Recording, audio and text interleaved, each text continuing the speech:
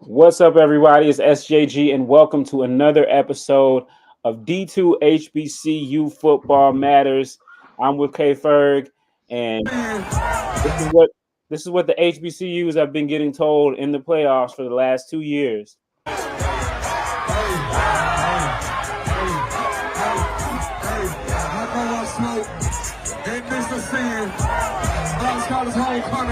We gotta win. What they talking about? Get out of here. We gonna suck your boys.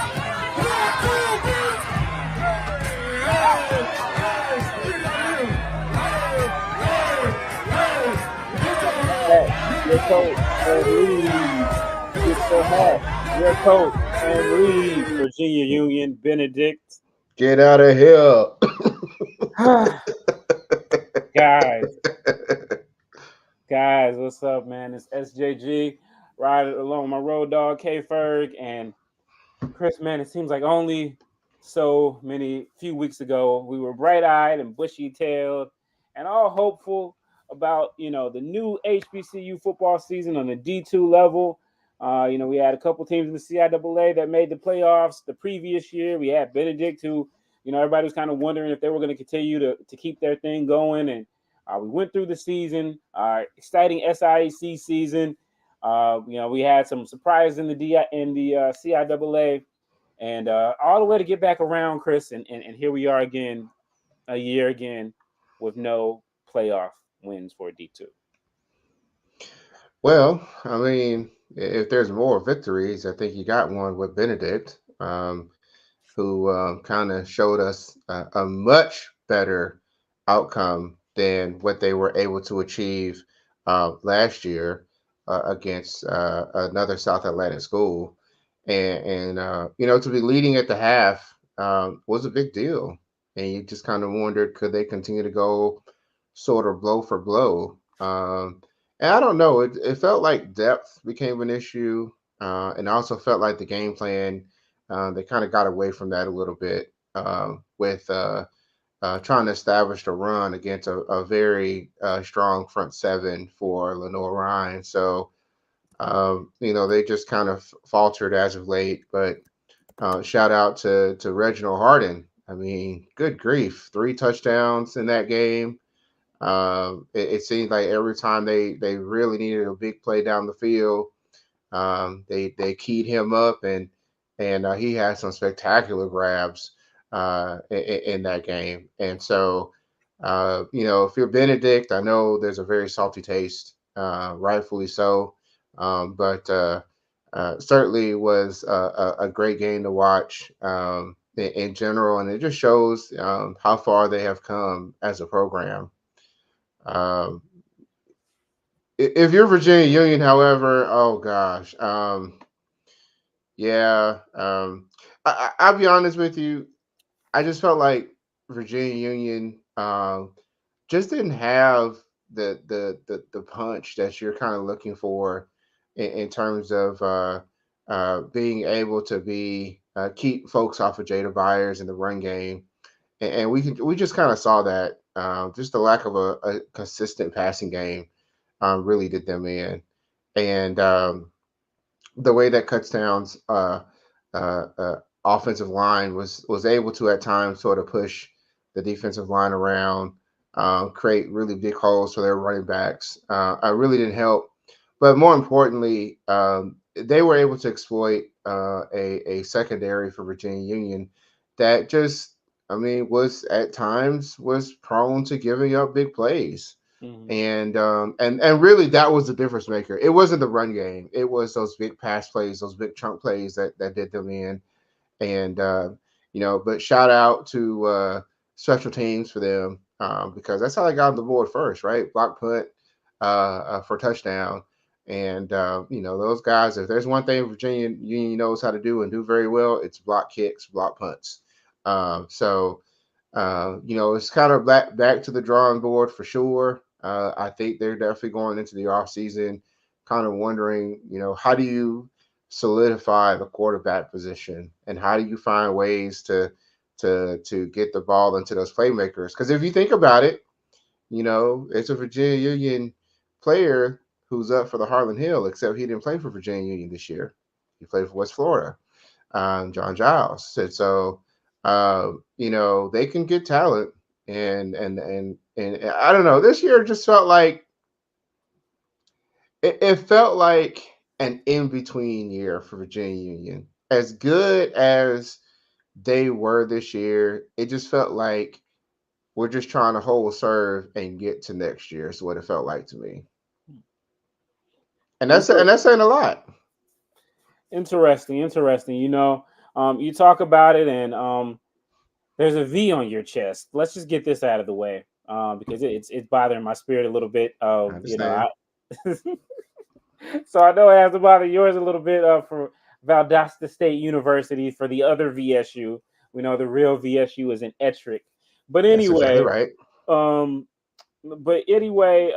couple years ago they played Valdosta State. They beat Valdosta State. It was a down year for VSU, who's still in the playoffs, correct? Yeah, V State's still in the playoffs. They're in the regional final now, playing against Lenore Ryan. Can both of them lose? I'm kidding. I'm kidding. I'm kidding. I would be mad at that. I would not be mad at that. I'm okay with that. Yeah. I mean, the only reason, one of the reasons why I pay attention to Valdosta outside of school is because of Tremaine Jackson, who is a HBCU alum. We'll give him grace, man. We'll give him grace because of that, man. But yeah. So I get it. But this year, we talk about scheduling, and we'll get back to that too. Traditionally in the CIAA, well, I'll ask you this question. Let's just get this on the board. What do you think about? So the last 2 years, we've had the CIAA flaming out in the first round. Previously to that, we had Bowie making their run. Previously to that, Virginia State was able to win a game or two, and of course, Winston-Salem State in the runs that they made. What do you think that this? When we get to the point of scheduling, what do you think? And everybody, please make sure you guys like the stream and share it too. If you appreciate this content, what do you feel like in any way that this 8-game mandate from the CIAA is watering down the CIAA's ability to compete in the playoffs? What's your thought on that? No, I think the thing with competing in the playoffs is it's all about who you schedule in out of conference play. And I mean, let's not get it twisted. The top half of the CIAA, a lot of times, there are teams that don't want to play those schools. They don't want to play a Bowie State. They don't want to play a Virginia Union. They don't always want to play a Virginia State.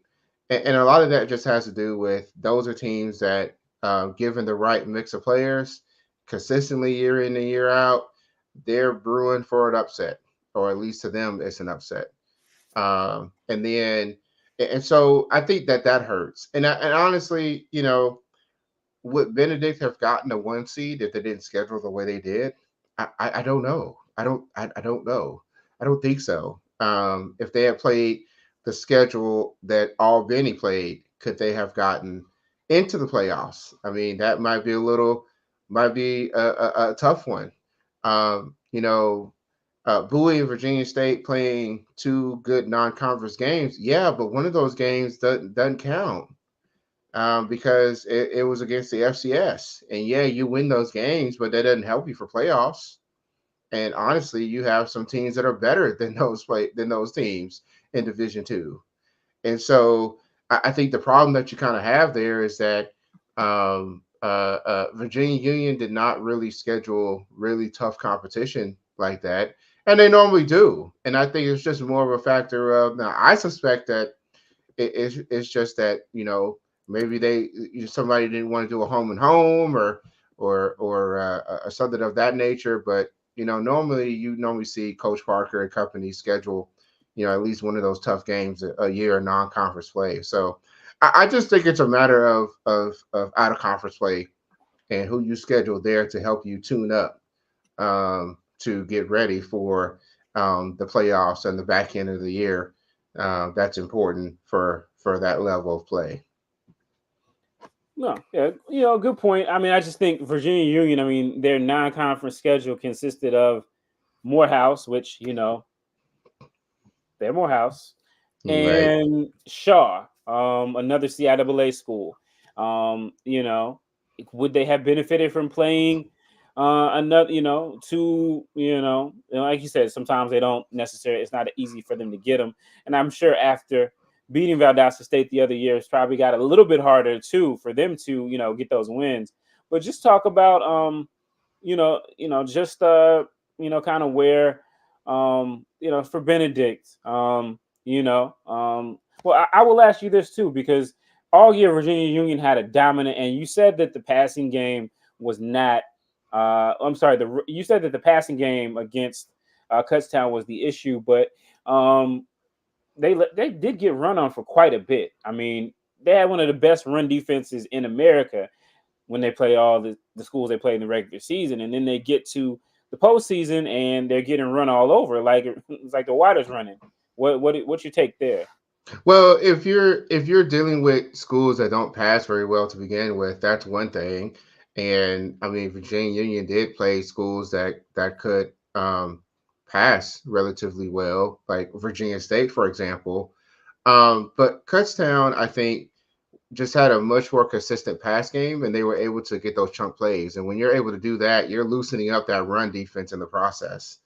Um, Virginia Union's defensive line is about as good as you can find in Division Two in general. But when you have to scheme and cover other parts of the field, there's only so much you can do. And I also think that it's a depth issue, right? Other teams that I think Virginia Union lined up against probably didn't have as good of depth that VUU has, and we talk about this a lot in HBCU sports at the Division II level. The difference between the really good teams and the not so good teams in Division II is offensive and defensive line play, and the schools that just don't, they're not able to recruit talent on the line. They suffer because of it, and it makes it for a lot easier work for a VUU when that happens. So when they get challenged against a team that might be more of equals on the line, it's not the same anymore, and mentally it's not the same. And so they got pushed around, and you saw that with Benedict, right? If you think about what we saw with Benedict's defensive line, which is also a really excellent defensive line, they got gashed for 200 plus yards from Dwayne McGee, who's a legit one of the top backs in Division II. But they were also able to get into the backfield. They were also able to stop Lenore Ron in their tracks and put them behind the sticks. So it was a combination of the two. It's just that they allowed big plays, and the big plays is what did them in a lot of cases. So, I think the softer out of conference schedule doesn't help a lot. But if teams don't want to play you, what are you supposed to do? What are you supposed to do? Fair question. Fair question. We shall see. Again, it's been 2 years, right? And I know it seems like forever ago, but 2021, last year for Damon Wilson, Bowie State was able to make a solid playoff run. And again, we've had the runs from VSU. Well, they won a game or two, and then obviously WSSU a while back. And before that, you don't want to go back to the days where I think the CIAA went maybe a dozen years without a playoff team, and then you don't want to go back to those days, and you hope that it doesn't. But it's going to be interesting. You talk about depth. I know it was surprising to me when Coach, Dr. Parker said that they don't have a full allotment of scholarships. Maybe not. I don't know. Maybe, and I don't know if that means that. I guess that doesn't mean they're at 20 or 15 or 20, but I don't know if that means 30, 32, or 25 or 28. And I guess that would, that's going to be another thing too to talk about. Again, everybody's the D2 HBCU football show. SJG and K Ferg, and we're gonna keep it brief this week, but we are officially in the off season. there is one more game, the Beach Bowl. We'll talk about that at a later time, but there's, for all intents and purposes, for pretty much everybody else except for Virginia State. I'm sorry, for maybe that should have been there. Virginia State, Johnson C. Smith and Fayetteville State, their seasons are over. So we get to the coaching carousel, and it's actually pretty quiet on the CIAA front this year. Over in the SIAC, of course, we had an official hiring this week with Teddy Keaton taking over at Clark Atlanta University. We got the story up on the website, and the press conference is tomorrow, so we'll have more coverage from that. But you look at Coach Keaton's resume, Kris. Again, part of the restart over at Stillman as a young man, went over and did some coaching in the Arena League, came back and was the head coach over there, had some success, and the program kind of, if they no longer have a program, let's put it that way. By the end of it, he goes to Miles. He's there for a little bit, takes the job at Allen, and now he's in Clark Atlanta, this place with a great location and a horrible football history. Just pitiful. What do you think? What do you think about this move for him? And what's the landscape for a Clark Atlanta, moving forward? Well, I mean, if you think about what Coach Keaton's been able to do, build programs, at private schools, nonetheless, into winners, he's clearly got a formula, a magic potion, a playbook. He's got something up his sleeve to make this work because, Clark Atlanta is not known. They're not the bastion of football success. Just like Allen wasn't, and so to go to the AUC, to be in Atlanta, and being a hotbed of talent there, that might be a draw to the process. And I just think that, like, a coach doesn't go somewhere like a Clark Atlanta without some reassurances of some sort. He must be getting some additional money for staff or scholarships or or facilities or something, um, in order to make this work.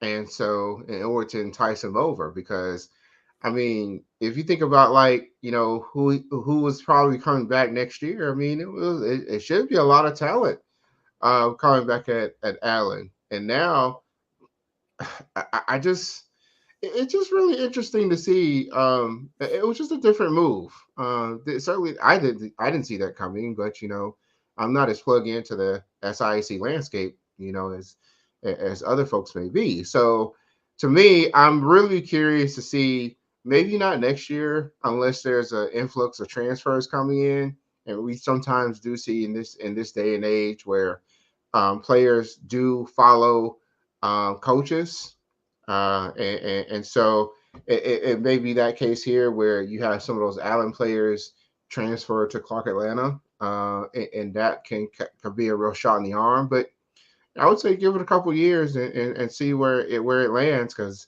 he's proven to build programs and really turn up on the field. So real interesting move. Yeah, I should say, it's so interesting. A couple of weeks ago, just kind of opining, and I was thinking, about about Allen University and Edward Waters. Both programs that have revived their programs, and started the NAIA route, and have come into Division II and the SIC, and they've immediately become players. And then you look at Clark Atlanta, you look at Morehouse, and they haven't won a conference title since Kid and Play, and the pre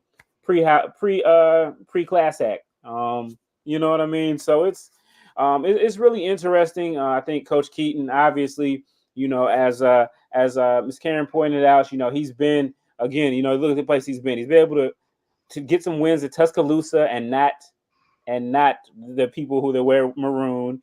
He's been able to, get Allen wins. in a place that hadn't had football in a long time, and also, even though the in-state recruiting wasn't that great, he was able to bring in his own players and his own network, which may be key at Clark Atlanta. People always want to point out that they're in Atlanta and it's a hotbed and they should recruit more Atlanta kids, but they're a private school. They're a private school. They get a lot of kids who are not necessarily Atlanta kids. And for a guy like him now, he can tell all those kids from, Twitter Your Thumbs, Alabama, or Sundown, South Carolina, hey, you can come play for me in Atlanta, So, we shall see. But one thing I do know about him, just from my, our interviews with him and my time from him, I'm watching him over at their game against Edward Waters, the AME Classic. He just kept saying, people told him, I think he thrives off being the underdog. He thrives off going to places where people aren't expecting him to win and aren't expecting much, and he just kind of thrives off that. And so I think over at Clark Atlanta, I think he's just kind of as, the next level of challenge for him, an opportunity again with the amenities and the sights, the lovely sights and sounds and smells of Atlanta that come along with that. It ain't Columbia and it ain't Tuscaloosa. So, I'm sure he's feeling like he can work with that. So that vacancy in the AUC is filled. There's obviously still the big one over at Morehouse. And we'll see. It's interesting. I did a story a little bit earlier. Hugh Douglas, a former Central State star who went on to the NFL, he tweeted earlier this week, that, he would throw his name in the hat for some of these HBCU jobs. Of course, this was right after Hugh Jackson was fired. So whatever, you take that for what it's worth. And he's a guy who likes to make a lot of jokes. But, I understand that the way these things go, a lot of these former NFL players have agents or whatever who are, making overtures to teams, and they may not have specific things on the table, but they're kind of there. So I think it's going to be really interesting. But now there's a hole at Allen. So who does Allen University go get? Their AD Jasher Cox has been around. He's been around for a while, and he knows a lot of people, got a lot of connections. I'm sure he wasn't caught off guard by this move, and so I'm sure he's got his short list. But it'll be interesting. Are there any coaches? Just throwing this out there, spitballing. Are there any coaches that you think in the D2 ranks who may be ready for that? Any assistants or ex-coaches, or you have any? What are you hearing, or what are your thoughts on that?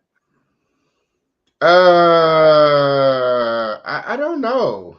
I honestly haven't thought too much into it just yet. Maybe I'm just waiting to get to the end of the Division II season in general to think about moves.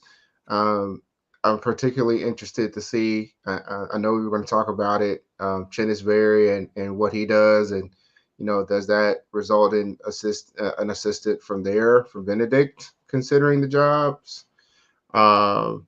So I mean, I don't know. I haven't really thought too much about it, honestly, Stephen. There's still so much going on football-wise right now, so it's a lot to take in. I got you. No worries. Yeah. It's fascinating.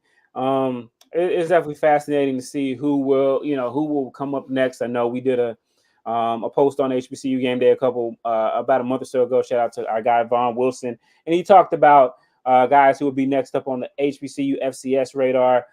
Which it's going to be interesting because these things trickle down. Even though it's the D2 HBCU show, you talk about since we mentioned Barry, you talk about the jobs that are open on the D1 landscape, Texas Southern, South Carolina State, obviously, Grambling State now. How will that impact? What guys will be looking to move up? What guys will be looking to, make their marks in different places. So very interesting. And then we have the one opening over in CIAA, the one head coach opening over at St. Aug. I don't know. Don't do it. Somebody's got to do it. They can't have a player coach. Why Somebody's got to do it. Don't do it. It's the graveyard, man. That's the graveyard. You know what? My issue with St. Aug is this. Okay. Put me on full screen.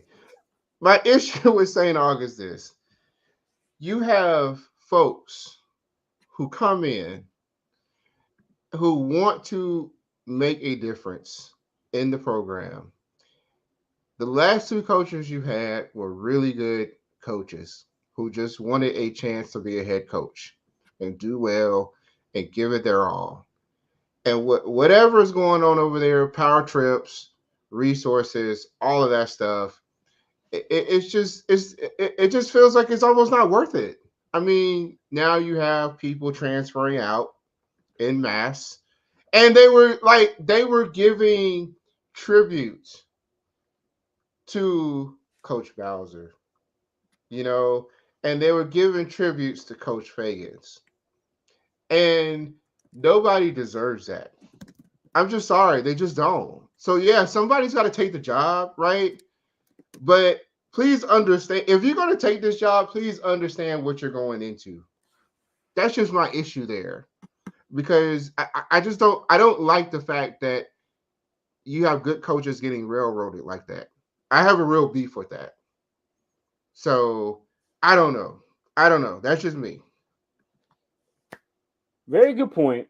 Very good point. To that end, Fayetteville State has a job opening. Right. Again, it's the yearly job opening. The barn is open once again for the Broncos. They are looking.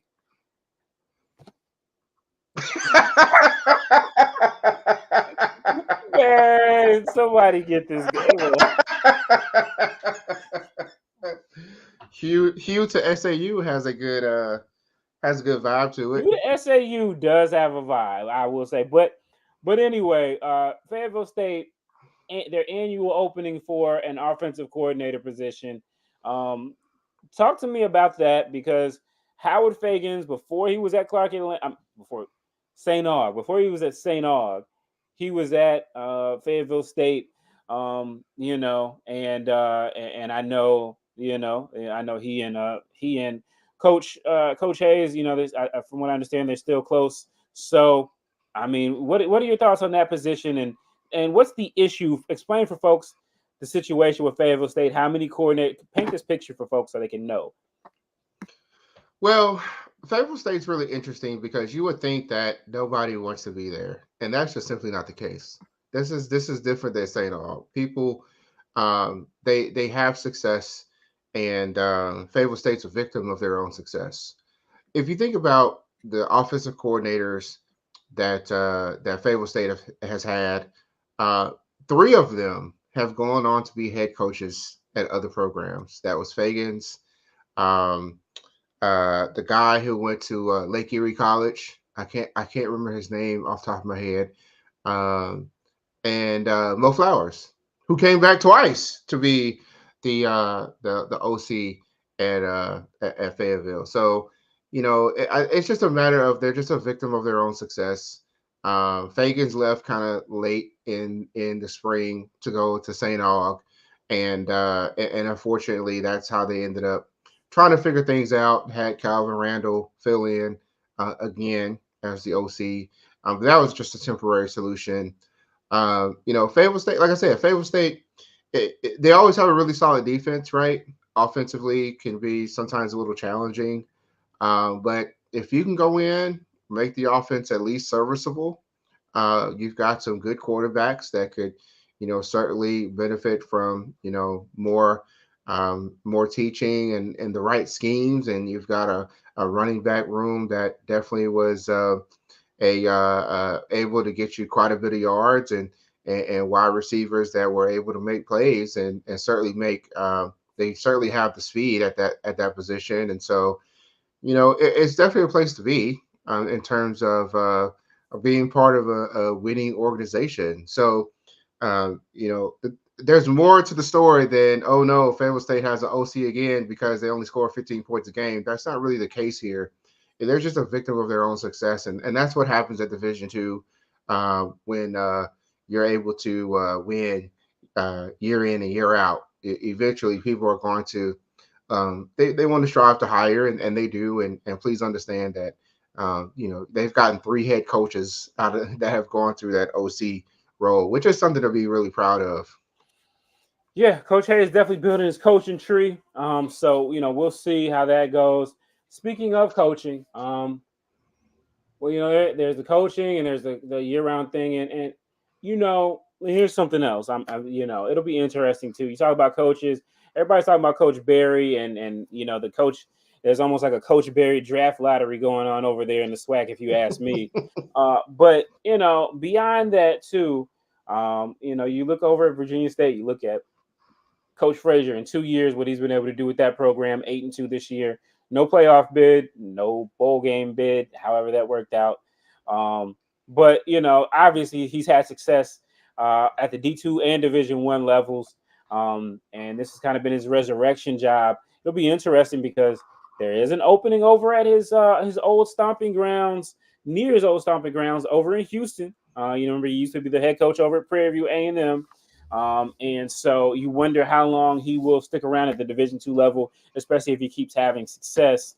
So haven't heard anything, nothing official, but obviously that job has a lot of interest. Texas Southern is a place that hasn't won in football in quite a while. The last time they did, I think it was the former Shaw coach, a former CIAA coach. So, and then obviously, Coach came over. He is a Bulldog. He is a Bowie State alumnus.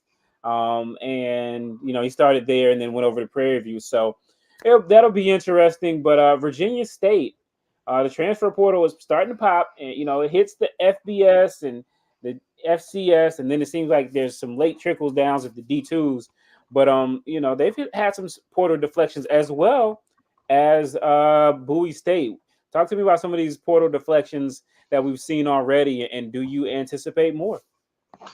Well, with Virginia State, you kind of have seen some graduate transfers already. Tylee Gray, wide receiver, Tayshawn Porter, Keemon Pope. Those are three big names for them that made key contributions to their program over the last couple of years. And so, some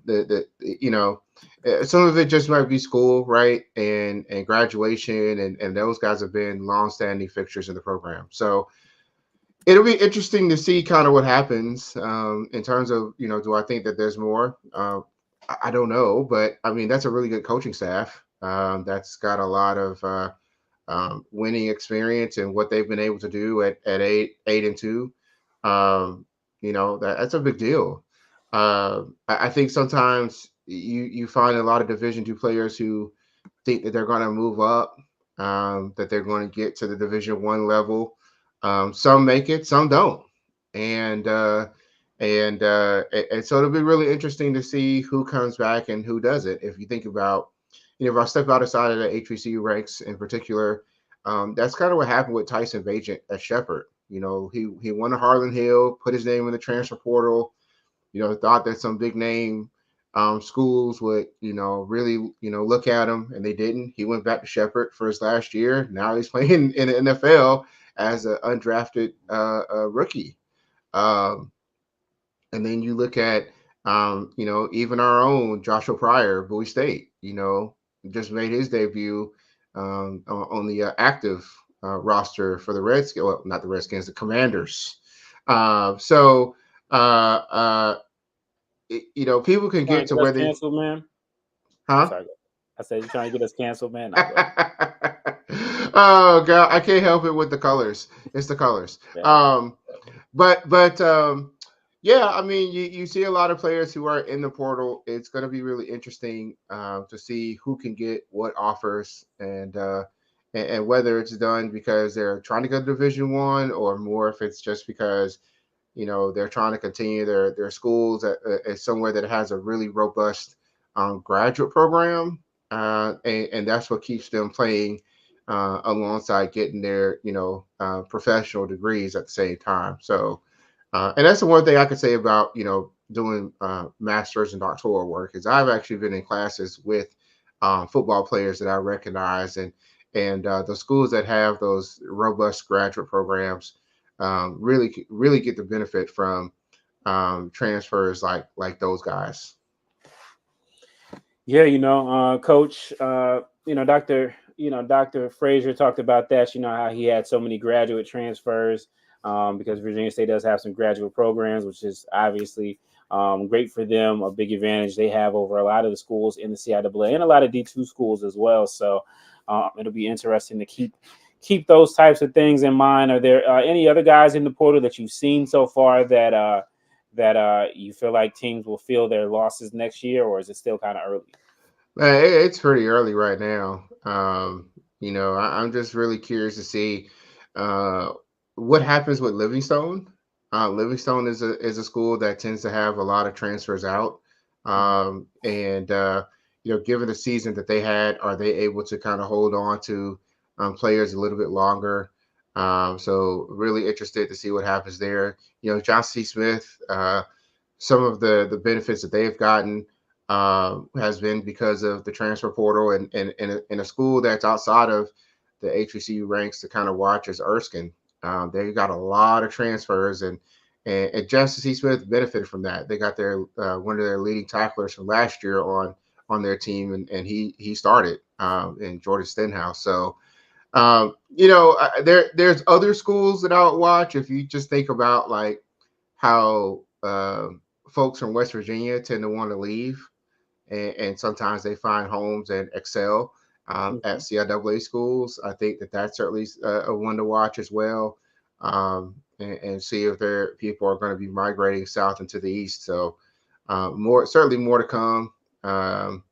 But I think that there may be just as much influx in, if not more, than going out, given the way that some of the schools played in both of our conferences, quite honestly. Right. Great stuff. Well, look, guys, we told you we would keep it short.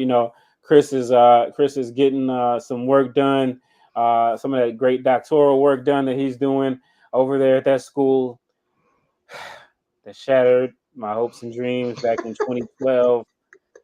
I know, right? I But shedded a tear when anyway, I saw that. I shedded a tear. I ain't gonna lie. I'll never forget that day. It was horrible. anyway, they do have a shout out to them and their coach for making it this far. I know that they had a loss against Virginia Union. I was like, oh man, they're gonna try to throw that guy out of there if he loses another one or two to HBCUs. But anyway, hopefully it's gonna make it harder for that. But in any, you know what? I mean, he did graduate from Texas Southern, didn't he? They do have an opening, don't they? I don't know. Be Something to interesting. think about. Be, Yeah, be it is interesting. interesting. Hey, we touched on a little bit of everything today. So I appreciate you guys for hopping on. Everybody in the comments, appreciate you. Please make sure you guys hit the like button on this and leave us a comment. Just it helps a lot for the stream to keep it going. We did miss last week because of the holiday and everything, but we'll try to come back again for you guys ahead of the Beach Bowl as we'll sign things out and we'll see how things go from then on. But for Kris Ferguson, I'm SJG. Appreciate you guys for following us and following the show. And remember that D2 HBCU football matters.